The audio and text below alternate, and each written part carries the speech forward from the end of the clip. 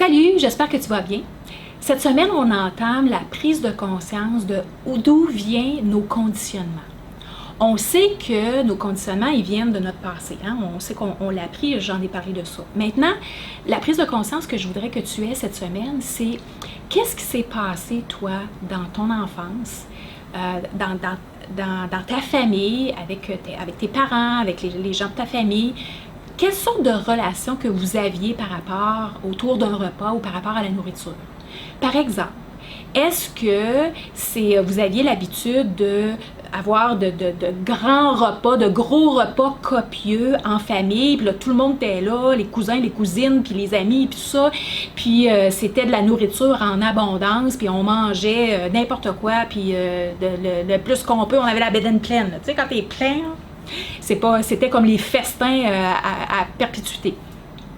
Peut-être que l'habitude que tu avais, toi, quand tu étais jeune, avec ta famille, c'était de manger sur le pouce parce que tu étais dans des activités, puis vous n'aviez jamais le temps, puis peut-être que la cuisine, c'était pas quelque chose qui était plaisant à faire à la maison, c'est quelque chose que tu n'as pas appris non plus.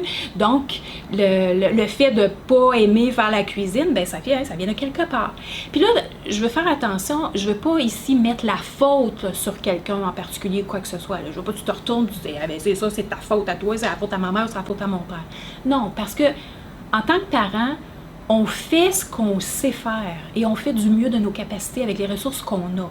Donc ici, le but, c'est pas mettre la faute sur quelqu'un, mais c'est de prendre conscience que les défis que j'ai aujourd'hui, c'est relié à des conditionnements, à des façons de faire que j'ai eues et que j'ai faites quand j'étais jeune.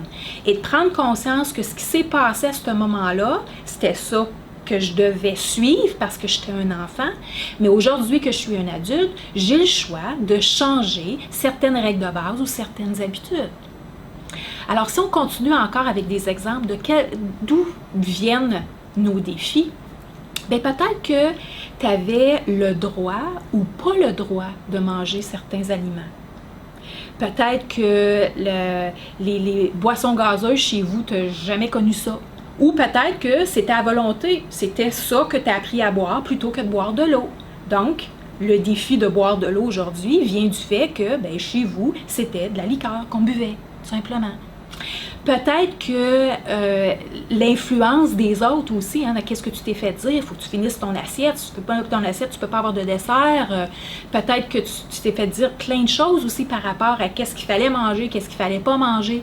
Peut-être que tu as développé des goûts aussi de certains aliments. Moi, je me souviens, maman, quand elle faisait du chop suey, oh mon Dieu, que je n'étais pas capable de manger ça, ça m'a resté imprégné. Aujourd'hui, je ne veux même pas l'essayer. Donc, les conditionnements, d'où viennent tes conditionnements? Prendre conscience de où est-ce que ça vient.